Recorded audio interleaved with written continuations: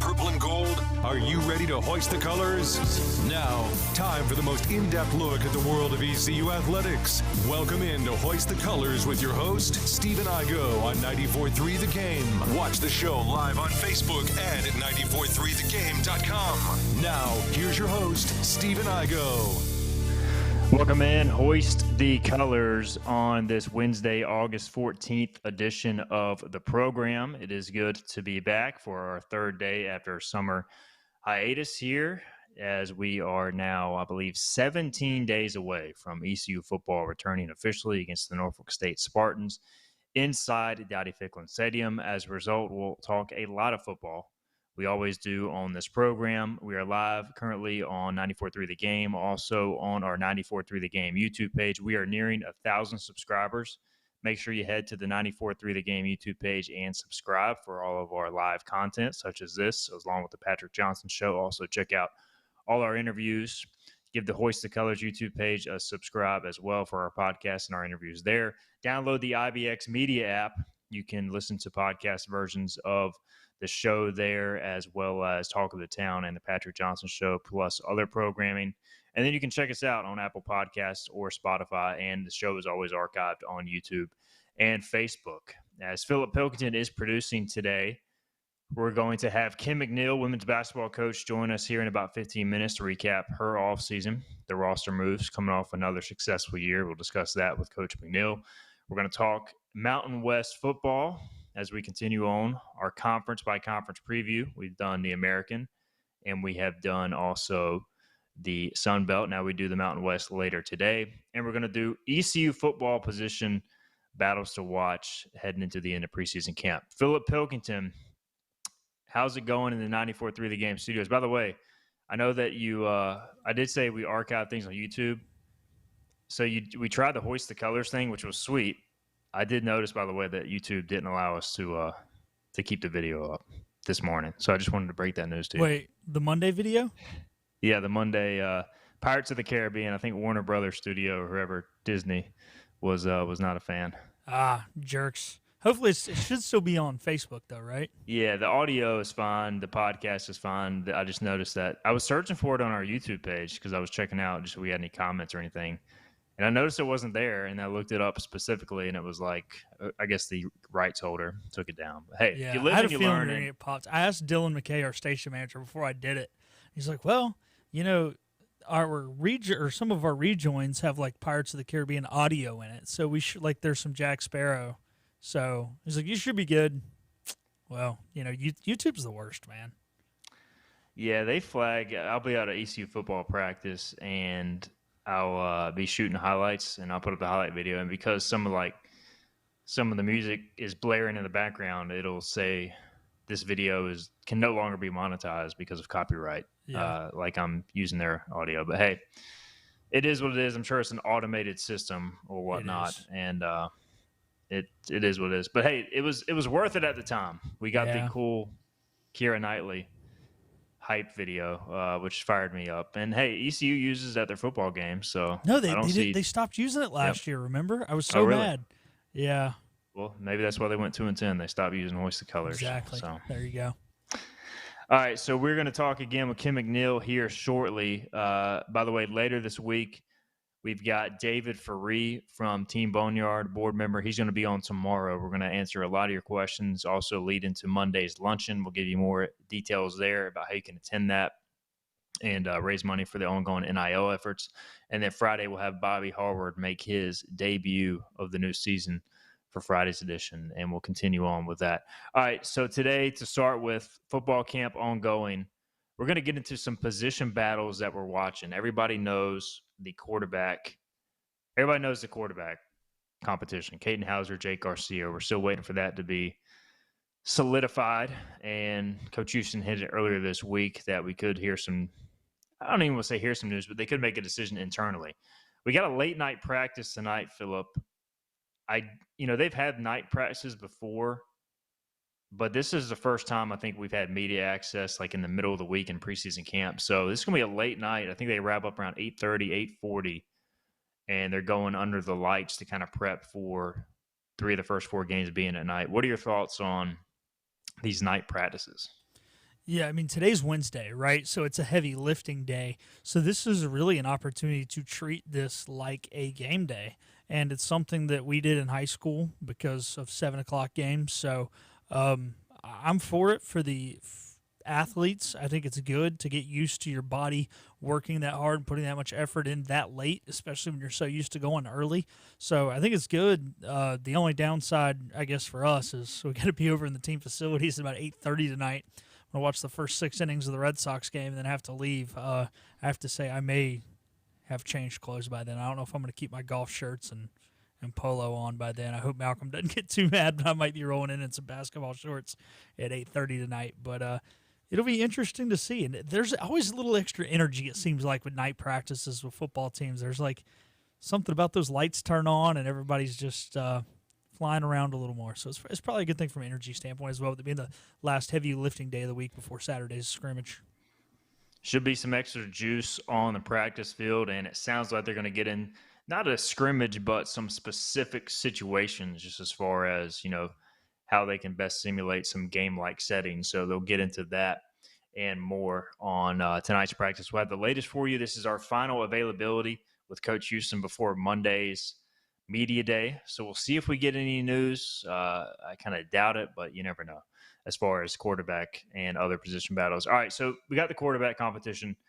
Here are some other position battles. We'll run through these here over the next few minutes that I'm kind of keeping my eye on. All right, the running back spot. We know Rajay Harris, he's an experienced back. He's going to get a lot of run if he's healthy, which he is. Javius Bond is, in my opinion, the most explosive back on the roster with the ball in his hands. Now, there's more to playing the position than that. I think those two guys are definitely going to play a lot. Marlon Gunn had an outstanding freshman season. And then last year, his numbers took a nosedive, as did everybody's on offense. Banged up this preseason. How does he come back later this week? And then you got two young guys, TJ Engelman, a freshman from Ohio, and then Penn State transfer London Montgomery. That's 3, 4, 5. Marlon, I would put ahead of those guys, but you always need 4 or 5 backs, Philip, going through a football season. We've seen Coach Houston rip these running backs for not being handling the physicality, the heat. What intrigues you about this running back room as we head towards the end of fall camp? I think it's just the speed in this room. Rajay slimmed down a lot. I think you and I were kind of talking about that Saturday where we were standing down in the end zone. And look, at the end of the day, a lot of times when you have this air raid type offense and you have this quick release mindset with the quarterbacks, you kind of have to have the same thing where you get the running backs the ball a lot in space. And what I've seen from these guys is their playmaking ability with the ball in their hands and their ability to catch the football. That's something they definitely need. And to your point of needing 3 or 4 backs, yeah, you do, because at the end of the day, yeah, you're probably going to run 2, maybe 3 consistently in a game, but it's probably the most banged up position in all of football of late is running backs. So you need to have somebody else step up and really become that number 4 so that they can be that number 3 if something happens to somebody, because it's probably not a matter of if, but a matter of when one of those 3 guys gets banged up and at least just misses a week. So it's going to be interesting. But, hey, yeah, if you're not getting reps and Rajay's having to take reps with the 3s, sounds like nobody has really established themselves, which is not good to hear.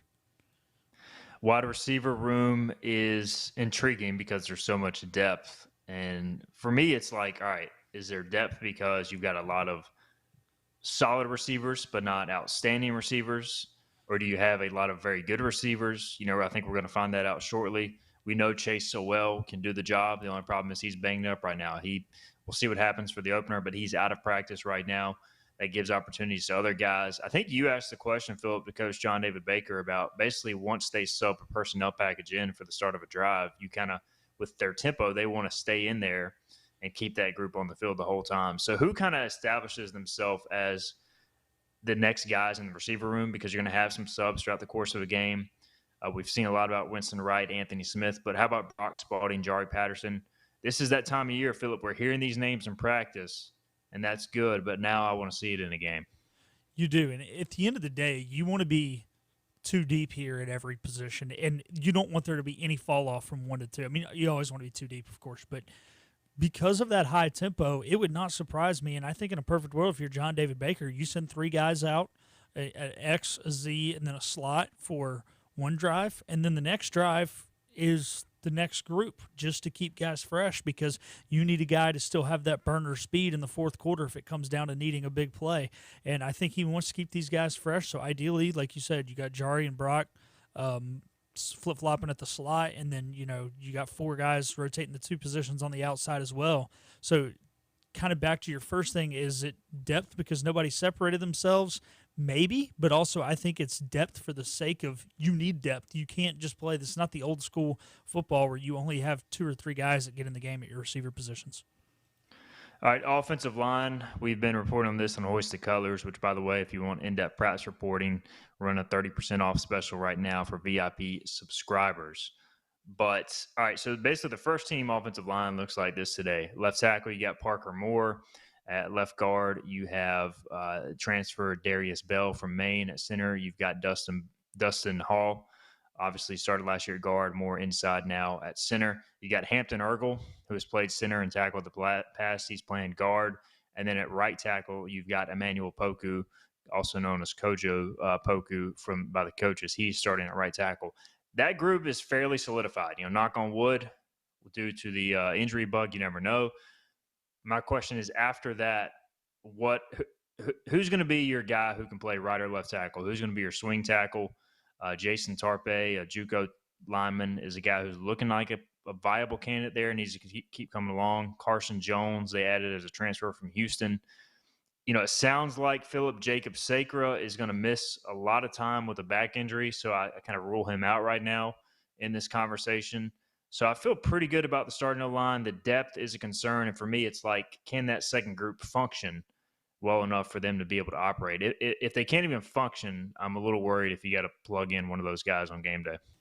Yeah, and the great thing is you're starting with an FCS opponent, right? So you're going to get to see a lot of these guys will hopefully play majority of the second half. Now playing FCS linemen and playing UTSA's linemen are obviously going to be different, but the good news is they're getting the Pirate defensive line every day in practice, so that is a positive, because there might not be a better defensive line on this schedule than the one they're going to face Sunday through Friday. So that's good. But yeah, at the end of the day, we saw it a little bit last year where they were plugging some guys in, getting a little production, but at the end of the day, like you said, you want to be able to get those guys in case they have to become a starter. However, if they're going to be a liability off the jump, you can't put them in a meaningful game. So it's going to be tough. Offensive line is always the toughest position to rotate people in other than quarterback and try and get live game reps.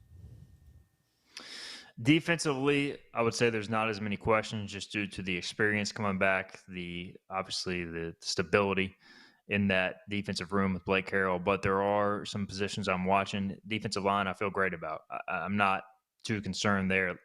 Linebacker, it sounds like Zakai Barker has made as big of a jump as anybody this offseason, and I expect that to continue. We also got Mike Edwards returning, who we know at a weak side linebacker. The depth behind them, you have a lot of redshirt freshmen, along with Missouri transfer Damon Wilson. I'm looking forward to seeing how they continue to progress. And then the safeties, we've heard a lot of good things about a number of safeties on this team: Jordan Huff, Devin King, Omar Rogers. They've been in the program a while. Jamarly Riddle, a freshman, is stepping up. So, those guys, especially the older ones, they've played a lot. Now they got to step into full-time roles after the loss of Julius Wood.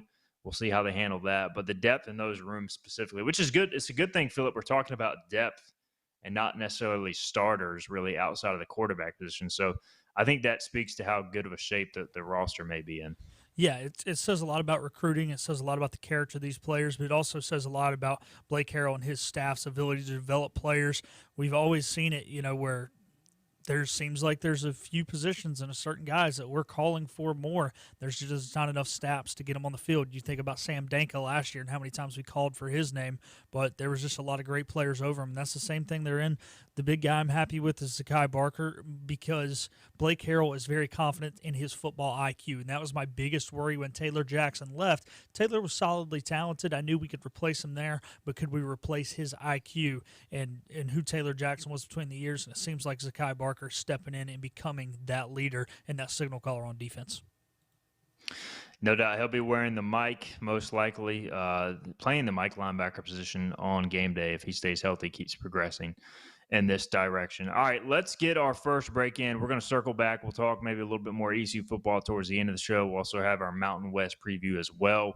On the other side, though, we'll switch gears. We're going to talk some women's basketball. Kim McNeill, like every coach in America, has had some offseason departures and entries. We'll break that down. Also coming off another 19-win season, making it to the conference championship game in the tournament. We'll recap that as well and look ahead.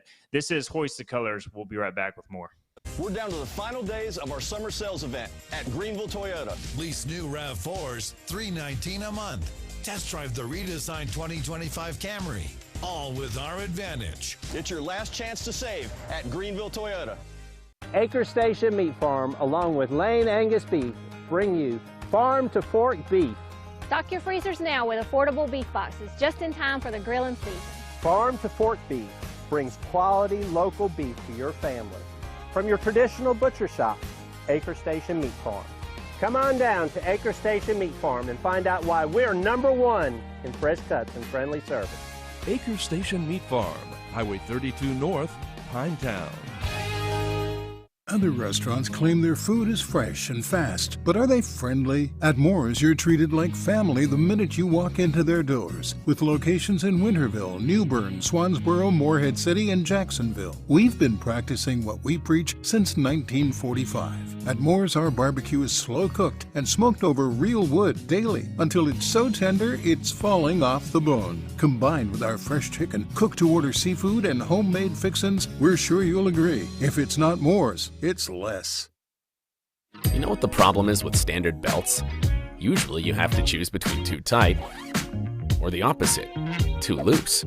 But with Anson Belt & Buckle, you don't have to choose. We got rid of the holes and instead have a track system designed for micro-adjustability. That way you can enjoy a perfect fit every time. Anson Belt & Buckle. Find your perfect fit today.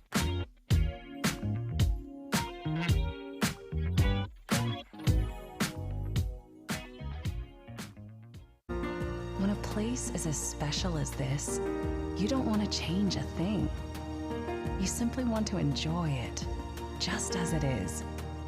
That was our inspiration behind Bow Coast West, our newest community in Beaufort, North Carolina. Embrace all that we love about this very special place and make it easy for families to enjoy all that this coastal lifestyle has to offer. Be inspired. Bow Coast West.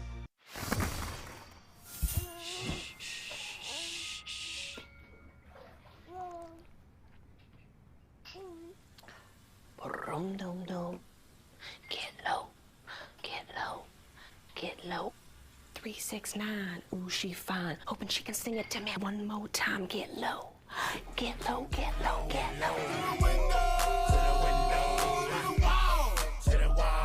Grab a Pepsi Wild Cherry and get wild. Hurry, the summer savings event is coming to an end. Don't miss your chance. Enjoy your summer in a new Corolla for just $219 a month or a Highlander for only $399 a month. Got a trade? Get cash for it or trade for a new Toyota. Hurry into Greenville Toyota today. Climb aboard as we set sail and hoist the colors. Alrighty. Back to the show with Steve and Igo on 94.3 The Game. Welcome back in. It is Hoist the Colors, Wednesday, August 14th. Good to be back from our summer hiatus, gearing up for football. But we're also going to highlight a number of the other programs in the athletic department this week and next week as we gear up for the start of a new semester. And we're going to do that with women's basketball. We'll start there. Kim McNeill heading into her sixth season in Greenville, coming off another successful year, 19 wins, 23 wins the season before that. Coach Kim McNeill, how's your summer been? Hey, guys. How you doing? Thanks for having me on. Absolutely. Coach Kim McNeill, busy like every coach across America this time of year, especially during the summer with the portal, recruiting, workouts. So how would you kind of evaluate your summer thus far for the ladies? Yeah, just like you said, Stephen, busy. But, you said 6 years. Wow, I've been here in Greenville for 6 years. That's the longest I've ever been anywhere. But, no, it's been great. This summer, workouts have been good. I think it's been a solid season. I wouldn't say a great season, but I think it's been solid. Just definitely, building the chemistry even though we have some old faces out there, we do have some new faces in some key positions, which at the point guard spot, which is extremely important. But just really building the chemistry, getting to know each other on the court. Been very busy off the court with my kids. Caden with baseball, his team winning the toss this year in 11 and under.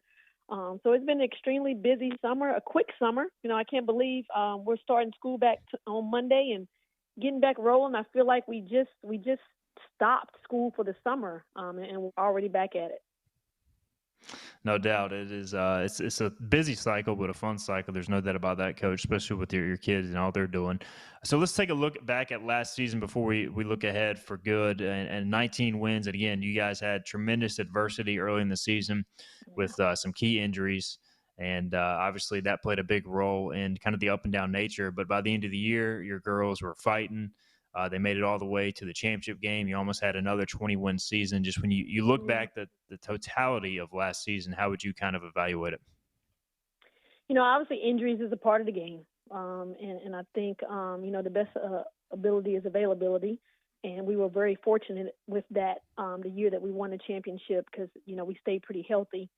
And then last year going into that season, we felt like that was going to be the best season thus far with returning, pretty much our whole starting lineup. And, when you have your point guard and your backup point guard and then, Sania, who's so crucial to us defensively, go down, it's a big blow. And so it took us some time to figure things out with people playing new positions, new roles, having to step up and do more things for us. It took us some time. So, it was a roller coaster ride for us there for a while. But, as I always say, Stephen, in basketball, you want to be playing your best ball end of February, 1st of March, that's tournament time. And I felt like, that's when we started playing our best basketball. That's when people started to figure out, their roles, what they can bring to the game, their new roles. And, for us to be able to get back into that championship game with no true point guard, I'm just so happy with the resiliency that my team showed, throughout the whole process. And just, people counted us out. When those 2 point guards went down, I'm sure people thought,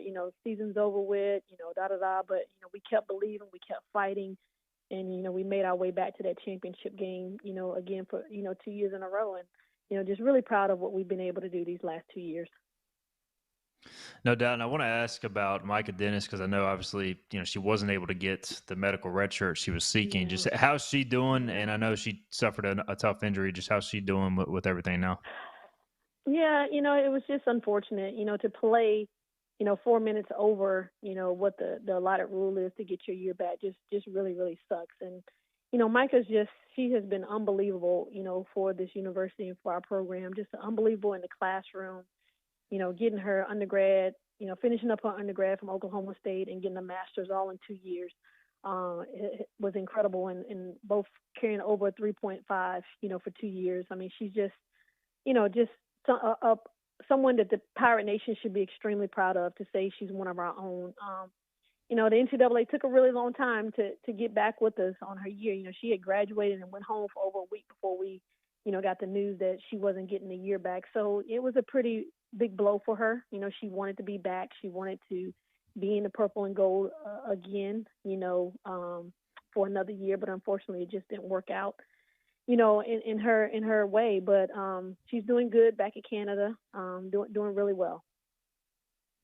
Glad to hear that. She was obviously a pleasure to work with from the media perspective as well. Great interview, and I know she wants to get into that potentially. So looking forward to continuing to watch her as she moves forward. All right, Sania Johnson back off her injury. Also, Jayla Herp, who we didn't really talk about a lot last year, who was out as well. So how are they doing? They're doing really good. Sania is obviously getting, back in the groove. That was a pretty bad injury that she had against, I can't remember who it even was that we played, but pretty gruesome injury, so it took her some time. And, we're just, I have to tell her every day this summer, we don't play tomorrow. Take your time, find your way back in. But it's great seeing her back out there, just being the leader that she is, the leader for our defense, just the vocal leader that she is, and all the girls really respect her and look up to her. And I felt, we missed that voice on the floor last year, even though she was at every game, traveled with us, was on the bench. It's just different, her not being out on the court. And it's great to see Jayla back out there. I mean, I was looking forward to, getting big minutes and big things out of her sophomore year, but obviously she goes down, in that tournament game against Houston. But she started practicing with us last year around January. She was cleared to go mid-January, but we just didn't feel like it was worth her coming back and just playing, maybe 10 games, instead of getting her back a whole year. But Jayla's been looking great out there, scores mentality, great energy. I think that year her sitting out and really watching the game, from a different perspective has definitely helped her. So, we got some depth, at that wing spot this year. Coach, you mentioned some familiar faces back, and obviously the Weiss twins, Morgan Mosley, back grad student Bobby Smith, Kamora Jenkins, an older player, Mama Joyner. So you got to feel, and we'll talk about the new arrivals as well in a little bit, but you got to feel pretty good about having so many players back and retaining so much key talent again. This is the oldest team I've had since I've been here.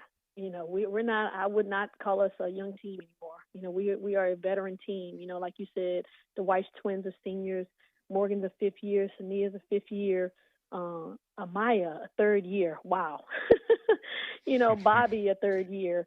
So we've got some kids that are going to play some crucial roles for us that have been in my system, for multiple years now. So, I'm looking for them for leadership, to lead these, couple of freshmen that we have and, the transfers that, as you guys know, it takes time to learn my system. So for the transfers, even though they've had college experience, our system and our defense, our matchup is really different, and it takes some time. So I'm looking at these older guys to lead the way, and to be a voice out there, and not for it to always be my voice, but to hear their voice because they've been in the system for a while now. And, I do think that last year people having to play out of position really helped them. I think Bobby Smith, I would give her the award this summer for the best summer. I mean, she looked really, really good, hitting the three, hitting the pull-up. And I think her having to play the point guard position last year really gave her some confidence. It helped her ball handling. And so she's had a really great summer. Amaya Joyner has had probably the best summers that she's had since she's been here. I've challenged her to average 18 and 12 for us this year. We're going to need her to do that for us, to put up big numbers in order for us to be successful with, losing Danae McNeill, to, her eligibility is over with. But, Kaya Miller came along last year, the last 5 or 6 games of the season. She probably averaged double figures for us. So, we've got some kids out here that played some good minutes for us. And, for us to be able to keep these key kids intact the way we have been able to do with the portal and NIL, I mean, I think that just says a lot about our culture and what we stand for here at ECU. Coach, you mentioned Kaya Miller, Kim McNeill with us here, women's basketball coach, getting ready for a new year. And she seemed to really hit her stride, as you kind of mentioned, towards the end of last season, much like Amaya Joyner, heralded recruit out of high school. And, it just takes time to adjust to college. So how much of a leap do you feel like she can make this year? Kaya was one of, her and Amaya were the 2 top 100 kids, that we recruited back to back. And I think, for Kaya, it was just, she puts a lot of pressure on herself. She played for the number 1 high school in the country 2 years in a row. She had, Power 5 kids, 5-star kids all around her. And most of her teammates are at UCLA or at Duke. So she put a lot of pressure on herself early in her career to, really come in and make a difference. And, sometimes as freshmen, it takes time. And that's what I kept telling her, just take a deep breath. It's going to come. It's going to come. And I think once she finally settled down and really started believing in herself and understanding that the staff believed in her, you saw her game go to another level. I mean, when we played in that triple overtime, at North Texas, she hits a basket right there at the end to put us into, it was either first or second overtime. She had some big clutch shots for us in the tournament. And she's had a good summer as well. I think she's confident in herself. She understands her role now. She understands what we need her to do. Once again, with the graduation of Danae McNeill, we're going to need some wings to step up. And, I don't want to put all that pressure on one person to, replace that 22 points that Danae McNeill gave us. I think it's going to be a group effort. Now, I will always say that I want 4 or 5 kids in double figures, and I think we have the ability to do that this year. And then Amaya, she took a while to get going last year. I think it's the pressure, the pressure of being the hometown kid, coming off of being freshman of the year, the crazy numbers that she put up as a freshman.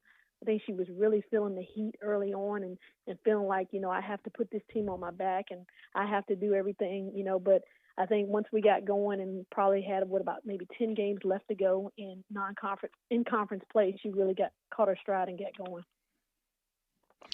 Coach, obviously, you know the portal is basketball now. It is college sports, and you can use it as a strength as well, which you bring in a few transfers, a few older transfers I noticed, and some guards specifically. So give us the scouting report on the girls you brought in. Yeah, I'll tell you, my philosophy with the portal is we'll go there when we don't get what we need out of high school. I love high school kids. I think that's where you build your program. That's where relationships are built. You get years to get to learn them. They understand your system. They understand your standard expectations. Sometimes with the portal, it happens really, really quick. It's you talk to them one day and they commit to you the next week. And we've had some good success in the portal. I think mostly because we've gone back to kids that we've had previous relationships with. And I'll start that off with Anjanae Hutton, who started her career at Howard, and she actually played Coach T. My assistant was at Howard and recruited her and coached her there at Howard, so there was a previous relationship there. Then she went on to Central Florida where she played. She was there for 2 years but didn't play last year due to an injury. But she's just a physical, aggressive forward that very skilled, can shoot the mid-range, aggressive rebounder. So I love that in her. So I think she's going to be able to give us some things.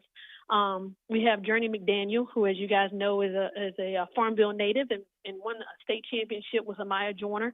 So there's the relationship with there. And Journey's just she just has an extremely high motor. And you guys know I love kids with high motors.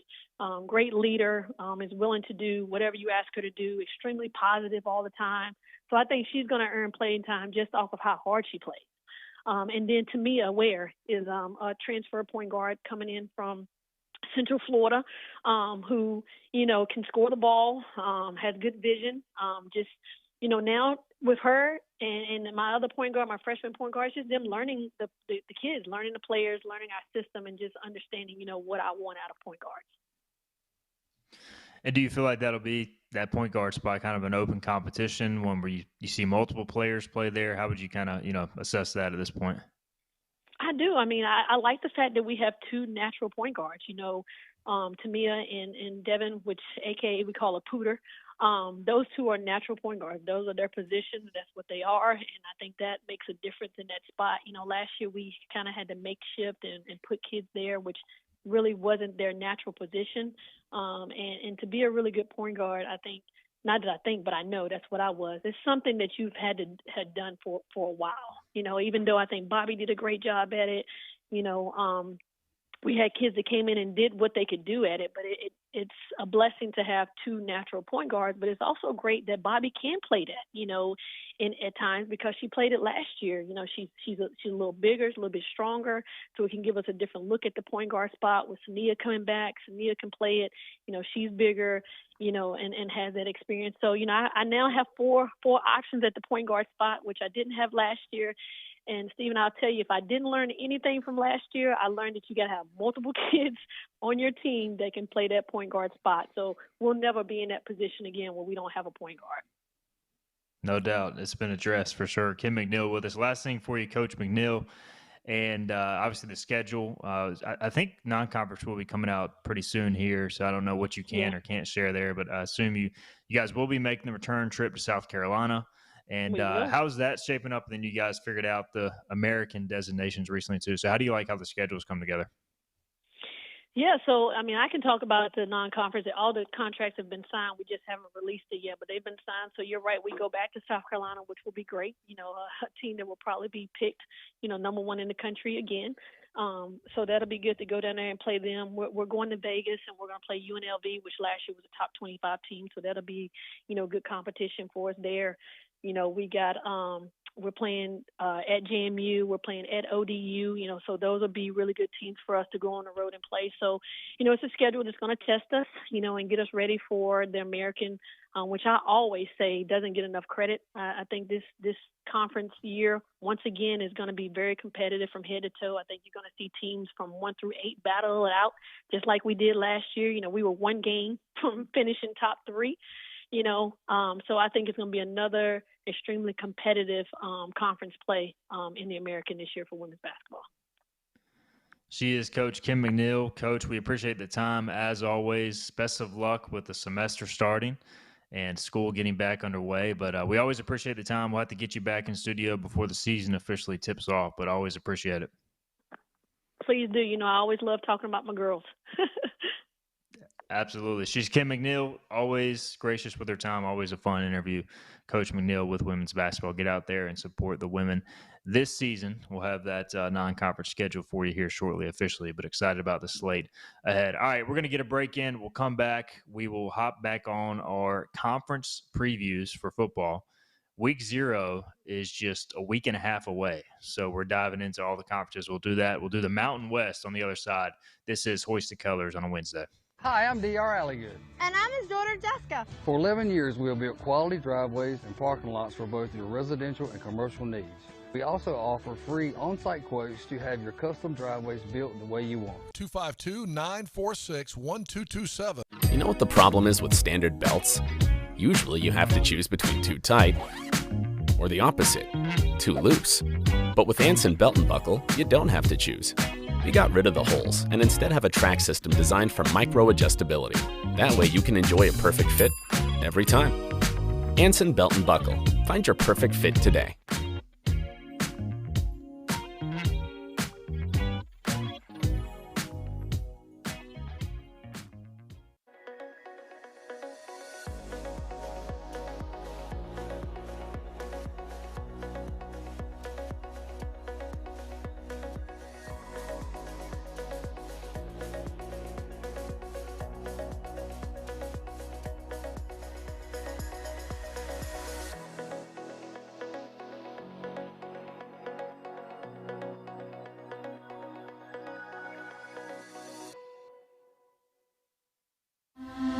This is about you, your family, and the health of all who live in Eastern North Carolina. This is about the transformation of a health system into something more powerful and more human, about creating new ways to treat disease and keep you well. This is about ECU Health, which is to say, it's really all about you. ECU Health. Minds, hearts, purpose. Your confidence makes everything look good. You see the world in vivid color, not black and white. Swing through your neighborhood Fantastic Sam's Cut in Color and let our experienced stylists take you from everyday to extraordinary. Fantastic Sam's hair salons are locally owned and operated. Our full-service salons are conveniently located in Goldsboro, Kinston, Greenville, New Bern, Jacksonville, and Calabash. Stop in today at Fantastic Sam's, where the possibilities are endless. Hi, I'm D.R. Alligood. And I'm his daughter, Jessica. For 11 years, we have built quality driveways and parking lots for both your residential and commercial needs. We also offer free on-site quotes to have your custom driveways built the way you want. 252-946-1227. Living easy is the sound of children laughing as you make memories with neighbors and friends. It's the sound of nothing at all. It's the smell of the salt air. Hear the waters against the marsh grass. See the beauty of our coast. Bow Coast, located in Beaufort, North Carolina. Southern living's best small town. The Pirates play here. Arr! This is Hoist the Colors Radio with Stephen Igo. Yes! That was so good! On 94.3, The Game. Welcome back in, Hoist the Colors, Wednesday, August 14th. Appreciate Kim McNeill's time again. She's always a great interview, women's basketball, and looking forward to the season ahead. As obviously they'll have to replace Danae McNeill, which won't be easy, but a lot of experience returning, also some new faces, and 23 wins, 19 wins the last 2 years. I mean, that is a big accomplishment for her program, and they'll try to keep that rolling into 2024-25. All right, Philip Pilkington is back behind the glass in the 94.3 The Game studios. We're about to continue on with our Mountain West Conference preview. We've done now the American, which I had UTSA as my champion. Philip had Tulane, and we did the Sun Belt yesterday, which we both agreed App State would win. Now we're on to the Mountain West. We're doing categories here, and I've got my Phil Steele magazine in front of me. I guess we're going to include, Philip, Oregon State and Washington State on this. They're considered the Pac-2. I mean, I guess we'll group them in here. I guess I'm not going to lie. I've not done a heck of a lot of research on either one of these teams, but I think we can talk about just what the scheduling is going to mean and kind of the awkwardness, I guess, that is. So I was doing some research during the break, and so the deal is, Philip, I guess all the teams leaving the Pac-12 are still tied into the bowls from the Pac-12 contracts for the next 2 years. So, for example, like Cal and Stanford can't play in the ACC bowls. They got to play in the Pac-12 bowls, and then all the teams in the Big 12 have to play in the Pac-12 bowls, which is just and obviously tied into that too is Oregon State and Washington State. So what happens if bowl tie-ins work because certain teams in a conference have to be good, or a certain amount of teams have to be good. But now that they're all in different conferences, what if they all stink and they all win 4 games? It's a very viable possibility. And I guess in that situation, they would just figure it out. I guess they could do some trading. You know, you always have a scenario where you don't have enough bowl eligible teams in a certain conference. So the whole bowl system is just questionable at best, I guess is the best way to put it. Yeah. But it's all TV based. Everything in college sports, college football is TV based, and money is sports, corrupt. College? Yeah. Sports in general. Sports, yes. But the corruptness of college sports is because TV executives are just trying to make the most money. Yes. Which I get. I mean, that's life. All right. Player we're looking forward to in the Mountain West. That's where we start, I think. I don't have my list pulled up. I can pull it up, but I believe that's where we usually start. So what player from the Mountain West has your attention, Philip? I'm going to go with Torrey Horton, wide receiver at Colorado State. This is a guy last year had multiple 100-yard games, including a huge game against Colorado, that double overtime loss to Coach Prime when he had 133 yards and a touchdown. There was a game that he had over 200 yards. I don't think this kid can be just one of the best players in this conference, but one of the best wide receivers in the country. He is undervalued. His route running is phenomenal. He can get yards after the catch, and I think he's even going to take a step up from where he was last year when he was one of the more prolific players in the country despite not getting the publicity. I think he'll work his way up into a day 2, maybe even a late day 1 draft pick. Great pick, because that was going to be my pick, because full disclosure, I've got Colorado State in an online dynasty along with Tulane. So I'm in two online dynasties, and Torrey Horton is an absolute animal. Just like the Tulane receiver Mario Williams I picked yesterday. I'm going to go with the Boise State running back, though, Ashton Gianti. I don't know if that's the exact pronunciation, but some consider him even a dark horse Heisman candidate. I don't really see that, but he's by far one of the best running backs in the country, a guy that is probably going to be drafted, going to make a lot of money, and probably is making some money off NIL now, but he is definitely a guy that is worth watching, as Boise State, the clear favorite in this league. And Boise usually produces good running backs too, so absolutely. He would not be the first. Random team you're looking forward to following in the Mountain West. I'm going to go San Diego State. This is a team who's picked to finish kind of middle to middle bottom of the conference, but they have Sean Lewis coming in as their head coach. He's been a head coach in the past. Last year he was the OC and quarterbacks coach under Coach Prime, and historically his teams have really, really good offenses and really, really bad defenses, which is not always a good thing, but it can make for exciting football. So if you want a little Mountain West after dark, 10:30, 11 o'clock at night, San Diego State, you can turn them on. They should be an exciting team just to have on, because I think they're going to be in every game they play. I like that pick. I'm going Colorado State for the reasons I mentioned before, but also you've got Jay Norvell heading into his 3rd season in Fort Collins, and usually when a coach is entering year 3, you see that big step. I mean, he's had a few years to get in his recruits, his culture. They also have an interesting schedule at Texas. Obviously, it's going to be a tough opener. They get Colorado at home, which should be a fun game. They get UTEP Northern Colorado at home. They go to Oregon State. Then they have a manageable schedule in Mountain West play. So I feel like, the Mountain West is in a weird spot. They've got a scheduling imbalance because there's only 7 league games due to the scheduling pact with Oregon State and Washington State. But I feel like Colorado State has a chance to make its first bowl game since 2017. So I'm going to go with the Rams as my random team to watch. Honorable mention, though, to Hawaii, just because what's better, Philip, than watching college football 11:59 Eastern kickoff time? Hey, if you can stay up till 3:30 watching football, it's a good thing. I don't think I've ever stayed up for the whole game, but usually because they're playing some team I don't care about. But if it's a team that I like, Colorado State, maybe I'll check them out. All right, who finishes last in the Mountain West? Nevada.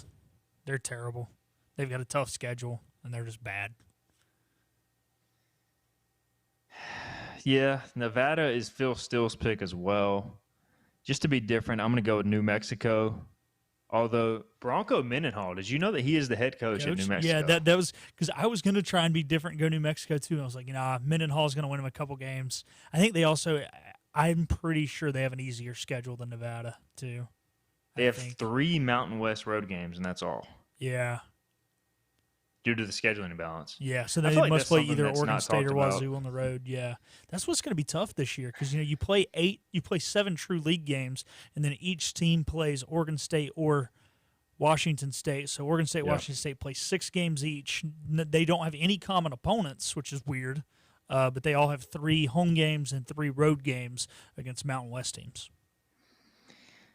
The scheduling, the worst thing about this conference realignment stuff, Philip, is I feel like there is massive disparities in scheduling from team to team in all leagues. I mean, and we see it with ECU. I think it's just it's very tough to evaluate these teams right now, I think. Especially with a lot of teams getting rid of divisions and just going 1 through 12. You're almost, I don't know, it's just creating a lot of inconsistency, I would say. Some of these teams are going to go 4, 5, 6 years without playing a team in their league. Yeah, it's odd, man. All right, dark horse title contender from the Mountain West. Who you got? I'm going to go Air Force. They've really, over the last 2 or 3 years, evolved their offense. They've kind of gone away from that triple option. They won 9 games a year ago. Also, speaking of that imbalanced schedule, out of the top 3 projected teams in the conference, Boise State, UNLV, and Fresno State, they avoid 2 out of those 3. They only play Fresno State, and they play the Bulldogs at home. So I think there's just a lot of opportunities for them to win. Very easy schedule. And, like I said, they took a big jump last year. I think they're ready to go. Air Force 10-3 last season, or 10-3 in 2021, and then good the last few seasons. They do return just 6 starters, but Coach Calhoun is a good coach. So I think that's a good pick for Dark Horse because I don't think they're going to get a lot of love. I'm going to go with the Wyoming Cowboys. I honestly think, as I look at this league, Philip, very intrigued about this league top to bottom. I feel like the first 6 or 7 teams could sneak up and make the title game. But I'm going to go with Wyoming. I just feel like they've been solid ever since that coach got there. I think they're due for a breakthrough season. They're good at home. They only have 3 Mountain West road games, and they get Fresno and Boise at home. Or excuse me, they get Boise and Air Force and avoid UNLV and Fresno. So they get Boise and Air Force at home, the 2 top projected 2 teams in the league. So I'm going to go with the Wyoming Cowboys as my dark horse title contender. All right, who's your championship game? I'm going to go Boise State over UNLV. I think that UNLV has a little easier schedule. They'll come in as the higher seed. I think they actually win the home game against Boise State earlier in the season, and then Boise State gets them back in Allegiant Stadium in the championship game. I'm going to make a homer pick here. I'm going to say Colorado State makes the league title game. This is just based off the fact that I have them in my dynasty, and I'm a Denver Broncos fan. I'm going to rep Colorado, but I do think Boise State tops them in the championship game. Give me the Broncos, going full circle here, over Colorado State in the Mountain West title. So we're agreeing Boise State wins the Mountain West? We are. I'm going to have to clip this and send it to some of my family members that have CSU season tickets. They're like, man, we got some analyst in North Carolina picking our Rams to go to the championship game. They're going to be pumped. They were like the sneaky pick last year that didn't quite work out. So this is the year it happens. Give me the Colorado State Rams to advance to the Mountain West title. All right, we got to get our final break in. We'll come back. We'll wrap up the show with final thoughts. This is Hoist the Colors.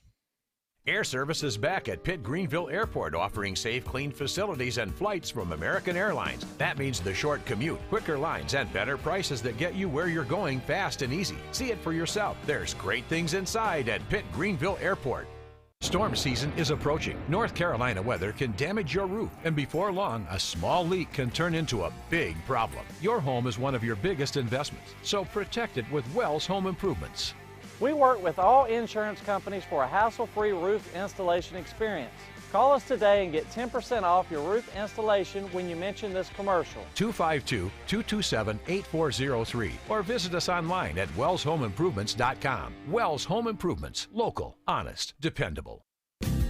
Big tax credits are back. Get a 30% tax credit, up to $2,000 off your new Mitsubishi electric heat pump install. Let Comfort Master help you take advantage of the tax credits with a qualifying Mitsubishi electric ducted heat pump or non-ducted Mitsubishi electric mini splits. Mitsubishi electric mini splits are ideal for bonus rooms, garages, or sunrooms. If you need a new HVAC unit, call Comfort Master today. Call Comfort Master.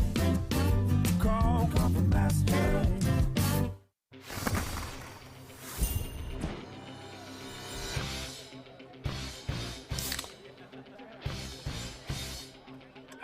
Let's go! Woo! Woo!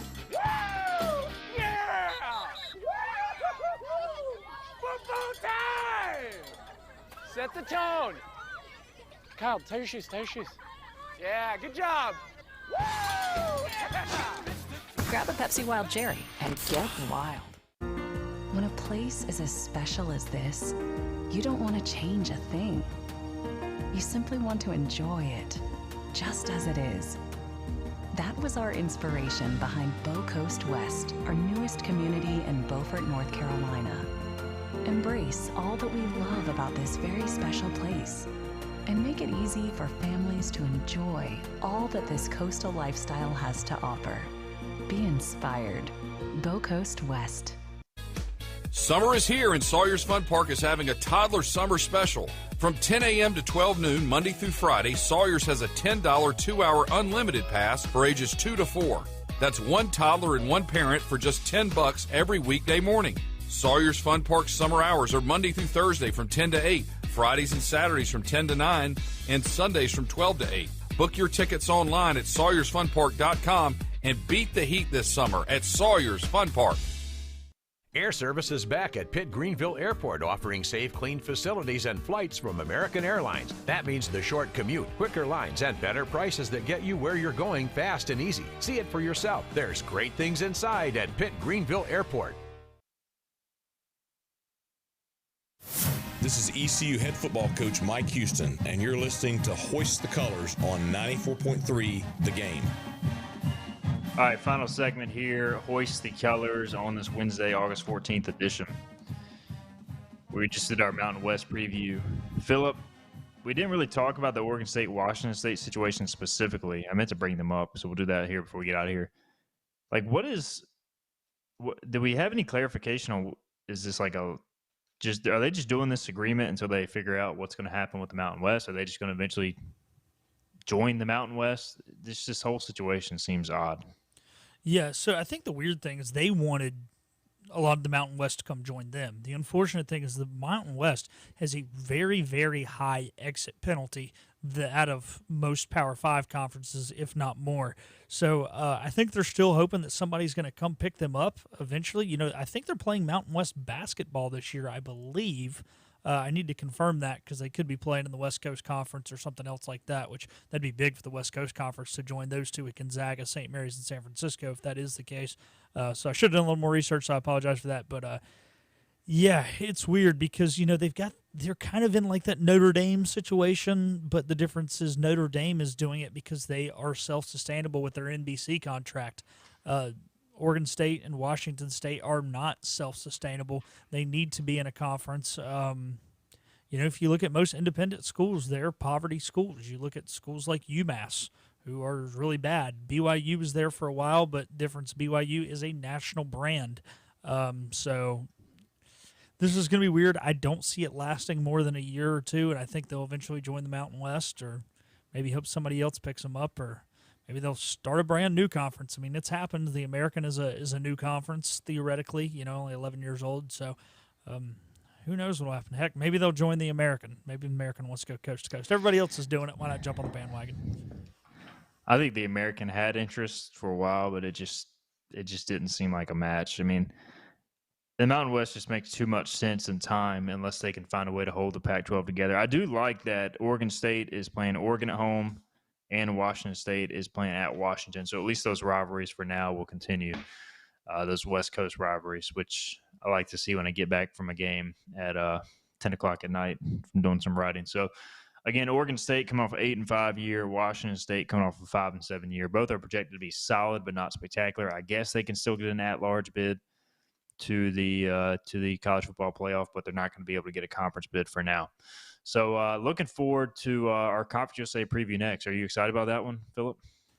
Sure. Conference USA or MAC? What should we do next? We'll do Conference USA. I probably need some days to get my MAC preview together. It's gonna be rough. I think Conference USA is gonna be worse than.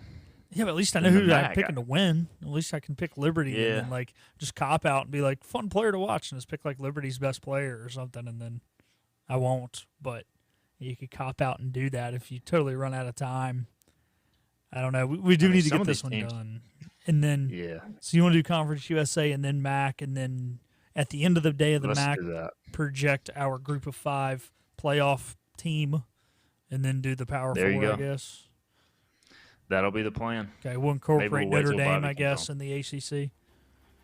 Yeah, we'll find a place for Notre Dame because I'm not doing an independent show. Yeah, you don't want to talk about UMass. Come on, the Minuteman. We got to get out of here on this Wednesday. Appreciate Kim McNeill and also Philip for his time. Thanks everybody for listening. We'll be back tomorrow. Team Boneyard with David Free, and then we'll have Bobby in here Friday and a practice report tomorrow as well if we got time. We'll see you then. This has been Hoist the Colors. Tune in weekdays at noon for all things ECU sports. Get a recap of the show at 943thegame.com, on Twitter, Facebook, or anywhere you get your podcasts. We're back tomorrow with more